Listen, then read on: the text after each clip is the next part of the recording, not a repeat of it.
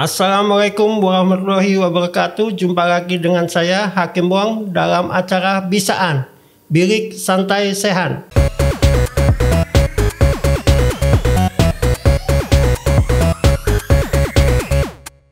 Kali ini saya telah kedatangan tamu seorang pemuda yang sangat luar biasa. Assalamualaikum Mas Imam. Waalaikumsalam warahmatullahi wabarakatuh. Apa kabarnya? Alhamdulillah baik Bapak. Oke Mas Imam, boleh diceritakan asalnya dari mana ini?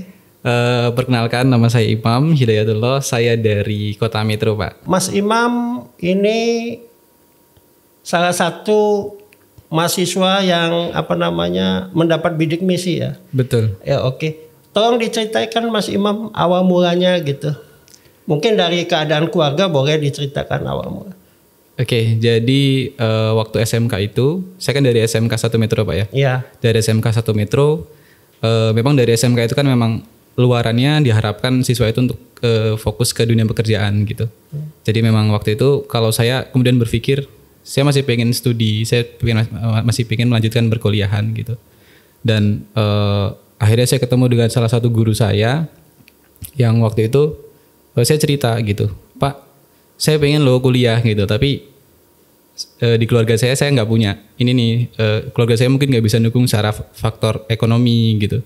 Akhirnya kemudian guru saya bilang, ini ada lo di kampus nih ada beasiswa bidik misi gitu.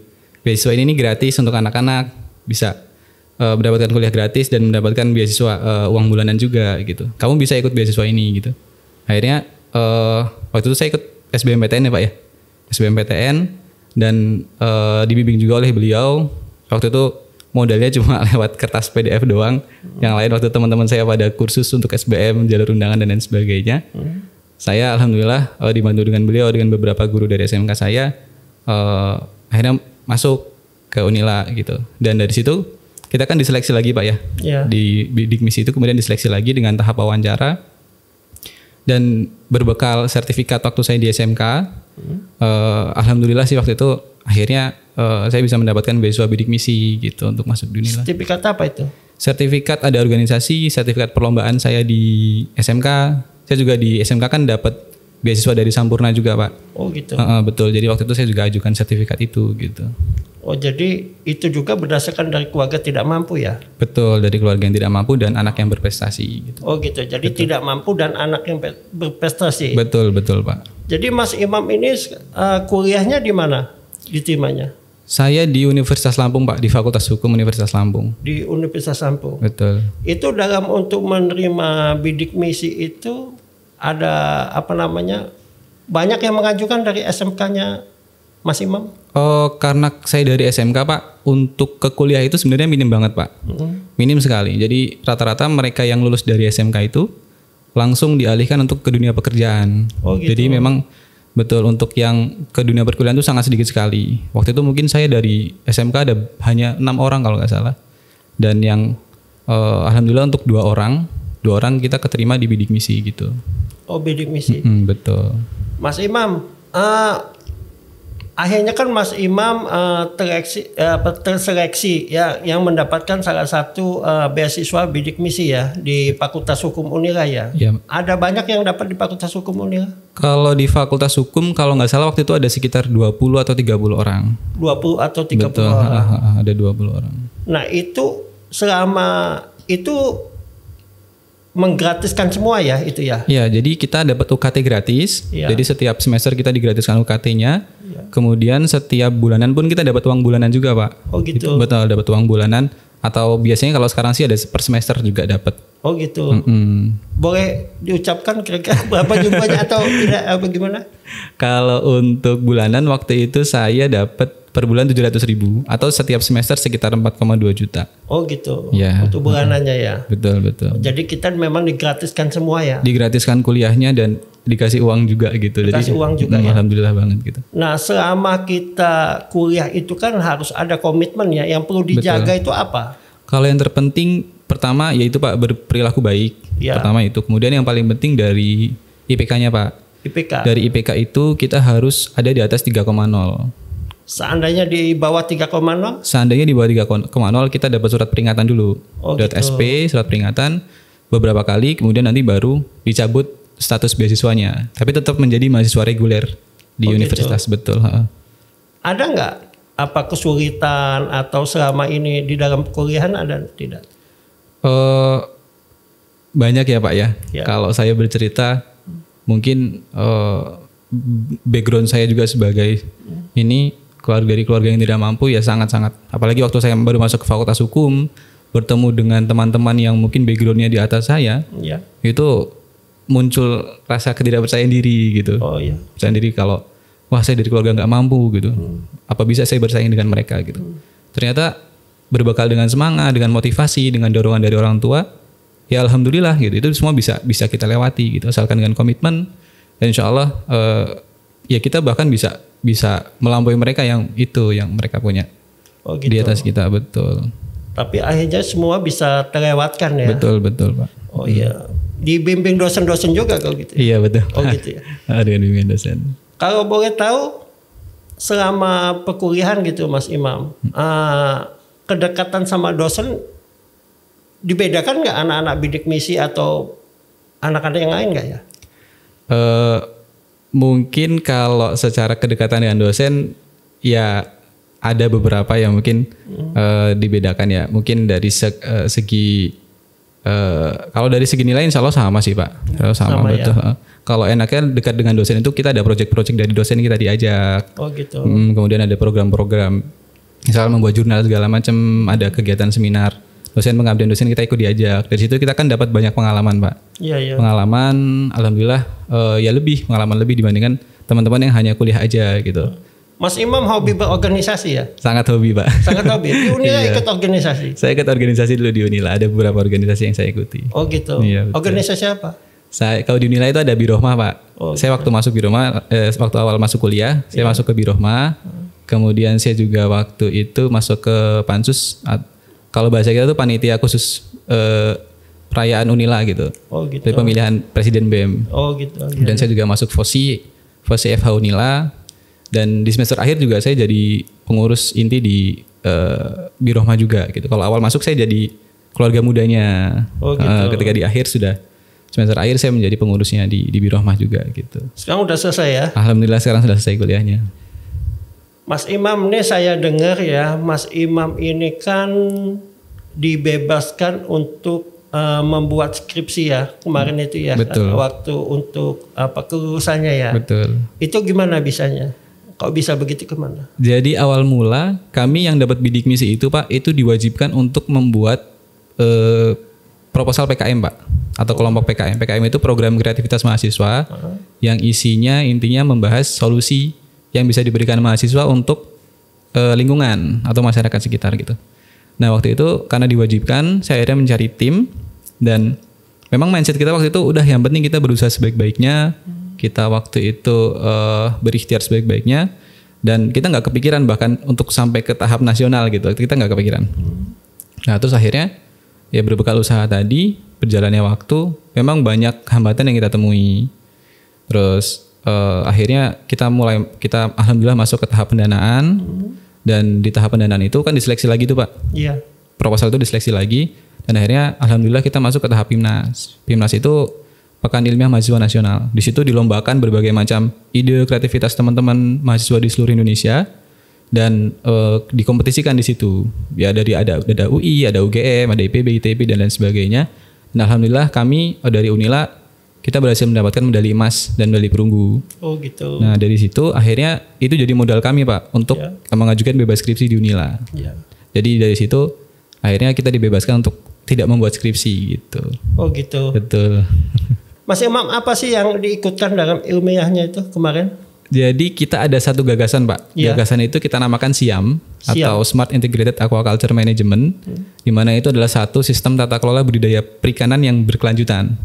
Kita di situ menerapkan keterjagaan ekosistem lingkungan laut, kemudian mengedepankan teknologi yang berkelanjutan tadi dengan basisnya IoT, Internet of Things dan lain sebagainya, untuk membantu para petani ikan supaya bertani ikannya ini efektif Pak, efektif, tidak merusak lingkungan, kemudian dimudahkan dengan kita bisa tap aja tuh, misalkan ada ikan yang lagi sakit misalkan, atau ada ikan yang butuh pakan, kita tinggal tap aja, beri pakan di HP. Nanti kemudian alatnya akan memberikan pakan secara otomatis. Atau misalkan ada ikan yang sakit dipisahkan ke kolam tertentu gitu. Nanti alatnya akan memisahkan. Di situ ada sensor-sensor tertentu mengukur pergerakan ikan, kemudian arus bawah laut dan lain sebagainya gitu. Oh gitu. Betul. Nah dari situ kita selain juga produksi ikan meningkat, ekosistem sekitar akan terjaga karena itu tadi potensi laut di Indonesia itu sangat besar dan harapannya bisa kita maksimalkan potensinya gitu. Oh gitu. Betul. Mas Imam ini kan sarjana hukum ya. Betul. Kalau meneliti tentang ikan atau sama tim ya? Iya, kita dengan tim. Saya waktu itu ada 3 orang. Iya. Jadi saya dari Fakultas Hukum, saya analisis kebijakan pemerintahnya. Kemudian dari pertanian, beliau dari pertanian, beliau yang ibaratnya mindsetnya beliau yang buat. Dan dari MIPA. Jadi kita kemudian membuat satu gagasan yang kompleks supaya ini benar-benar bisa realistis dan diterapkan di Indonesia gitu. Itu udah ada hak paten ya? Kita sudah patenkan konsep ini, Pak. Sudah ya? Betul, sudah. Tapi sudah dipraktekkan? Untuk saat ini belum, Pak. Kenapa? Karena mungkin faktor dana yang paling utama, Pak. Oh, faktor dana. Faktor dana, faktor biaya itu juga biayanya mahal. Dan dukungan dari pihak-pihak terkait. Oh gitu. Universitas atau ini tidak pernah mencoba mendukung gitu? Untuk saat ini belum, Pak. Belum ya? Belum sampai dukungan belum ke sana. pernah ngajukan ke Pemda atau Pemda provinsi? Belum sampai ke sana. Jadi belum kita sampai ke sana. tahap luarannya kita baru sampai ke paten. Jadi gagasan ini berhenti sampai ke paten itu dulu. Oh, sampai ke paten. Betul. Oh, gitu. Apa nih harapan dari Mas Imam untuk karya-karya yang telah dimenangkan itu? Ya, untuk harapannya sih ini saya rasa kalau bisa diterapkan, Pak, ini bermanfaat banget ya untuk petani ikan, untuk nelayan di Indonesia. Karena itu tadi, itu manfaatnya luar biasa dengan potensi perikanan di Indonesia yang banyak banget. Kalau bisa diterapkan, ini bisa meningkatkan produktivitas ikan di Indonesia gitu. Nah, harapannya kalau bisa diterapkan ya itu bisa membantu pemerintah untuk meningkatkan produksi ikan gitu. Sudah ada yang menerapkan? Kalau di luar negeri sudah ada. Sudah ada. Di luar negeri sudah ada dengan konsep yang hampir sama gitu. Tapi untuk di Indonesia sendiri itu belum. Oh, Indonesia. Jadi kita hanya menggunakan teknologi yang konvensional, Pak, tradisional. Oh gitu. Betul, belum pakai teknologi yang berkelanjutan. Itu kalau pakai teknologi biayanya sama hasil kira-kira sesuai nggak kalau di Indonesia itu? Wah, insya Allah lebih, Pak. Lebih ya? Betul, karena potensi kita banyak banget, Pak. Potensi kita. Gitu. Kita di wilayah Indonesia kan nanti kita bagi menurut komoditas ikan. Jadi nggak semua sama. Misalkan di wilayah Sumatera bagian atas kerapu dan sebagainya. Kita sesuaikan faktor alamnya dengan ikannya, kemudian kita baru terapkan konsep ini gitu. Jadi dianalisis dulu, Pak.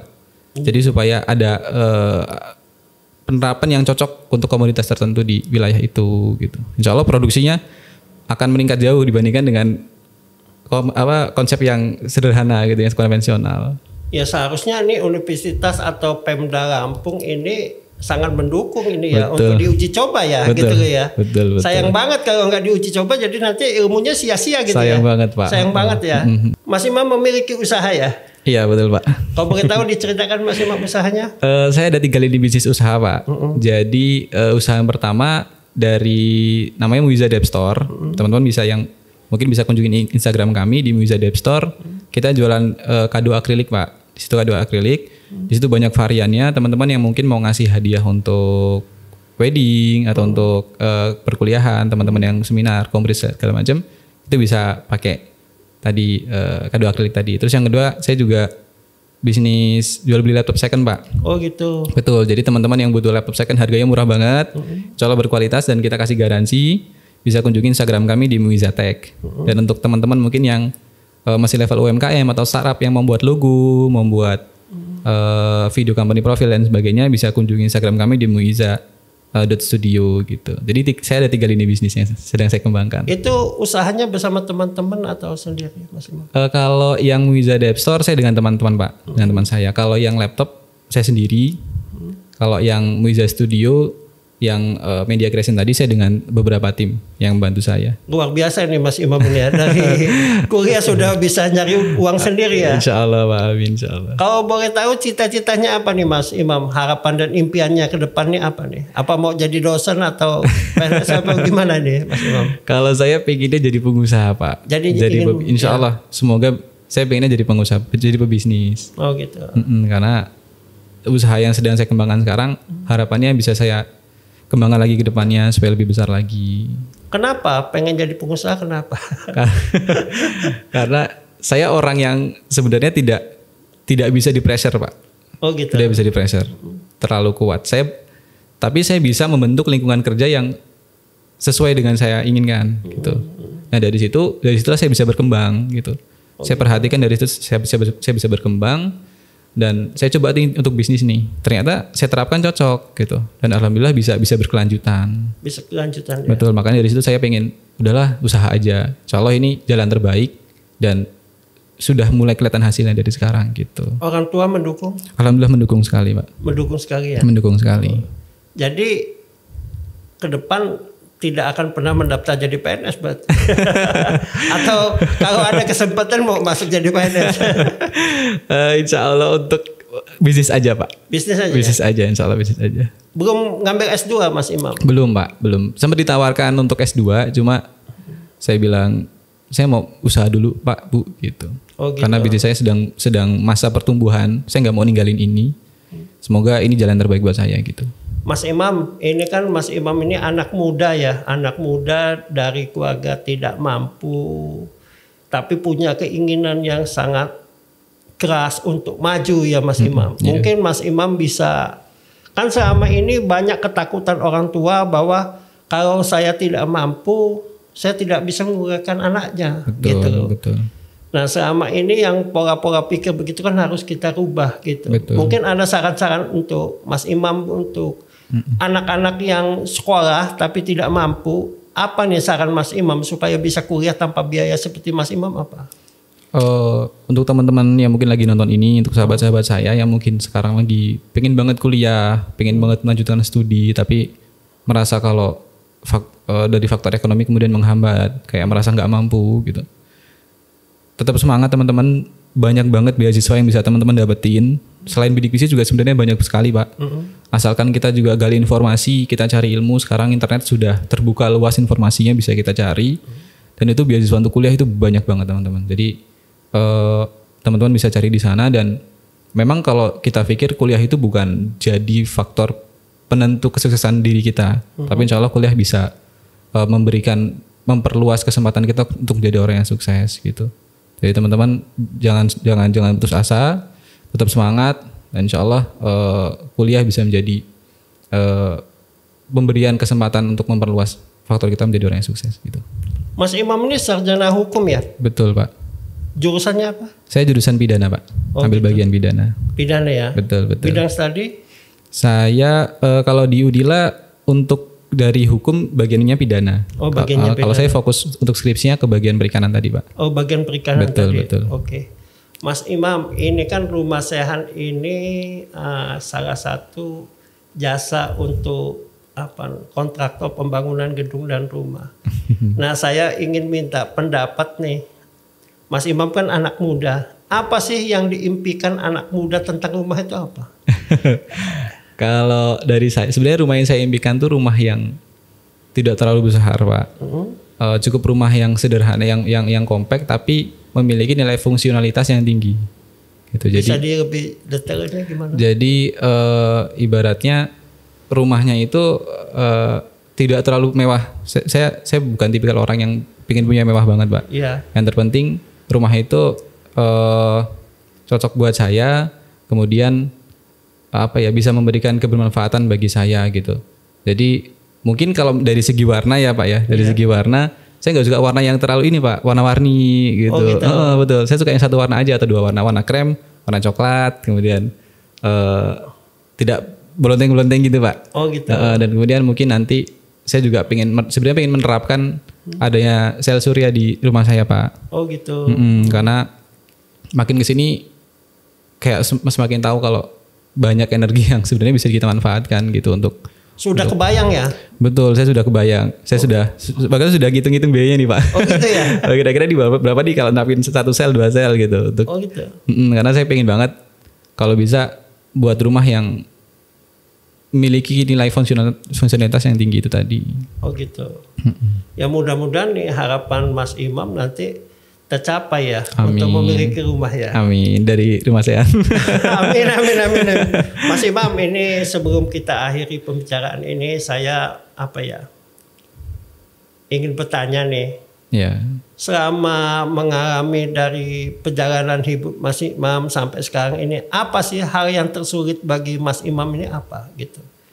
Yang sampai membuat down habis gitu kan, ada nih masa perjalanan hidup kita itu kadang-kadang nggak dituang, nggak dimudah. Sampai umur segini Mas Imam, apa yang membuat Mas Imam pernah down? Yang buat saya down sekaligus yang buat saya belajar banyak banget, Pak. Itu ketika mungkin ini saya buka di sini karena mungkin banyak sahabat saya mohon maaf ke sahabat-sahabat saya yang mungkin belum tahu. Jadi waktu saya umur 7 tahun orang tua saya itu kan pisah. Itu benar-benar kondisi saya down banget. Dari situ kemudian saya ikut ibu saya ke Metro dengan nenek saya. Di situ ya ibu kerja seadanya, Pak. Ibu kerja seadanya, jadi tukang cuci, jadi tukang setrika gitu. Tapi di situ saya belajar banyak. Di sini kondisi di mana saya harus survive gitu. Segala hal saya harus survive. Kita harus tetap semangat, jangan putus asa gitu. Karena insya Allah kalau kita tetap semangat, kita nggak putus asa, insya Allah Allah itu akan memberikan jalan aja. Asal hambanya itu sabar aja, insya Allah jalan itu ada aja gitu. Yang penting kita tetap usaha gitu. Jangan pernah menyerah. Dan yang terpenting tadi, studi itu nomor 1. Studi, karena saya nggak suka jadi orang yang bodoh, Pak. Nah, saya harus belajar. Mas Imam bisa mengatasi itu kan tidak mudah tuh, dari umur 7 tahun tuh. Apa dari dukungan dari ibu atau gimana? Kalau yang pasti dari orang tua, dari ibu. Dari ibu ya. Betul. Ibu tuh selalu yakinin saya kalau Allah tuh sayang sama kita gitu. Tuhan tuh sayang sama kita. Insya Allah kalau kita tetap sabar, kita tetap usaha gitu. Insya Allah ya ada aja gitu jalannya. Ada aja jalannya gitu. Dan yang pasti sampai sekarang ya omongan kata-kata ibu itu terbukti ke saya gitu. Kalau kita semakin dekat sama Allah, kita menjadi hambanya yang taat, insya Allah kita akan terus diberikan jalan gitu. Begitu ya. Terima kasih banyak ini Mas Imam, obrolan yang singkat ini mungkin ini bermanfaat lah bagi teman-teman kita semua. Semoga teman-teman yang tidak mampu, tidak memiliki biaya untuk kuliah ya harus punya semangat ya, punya contoh untuk Mas Imam ya. Betul. Oke, sekian dulu video kali ini. Jangan lupa share, like, dan subscribe. Wassalamualaikum warahmatullahi wabarakatuh.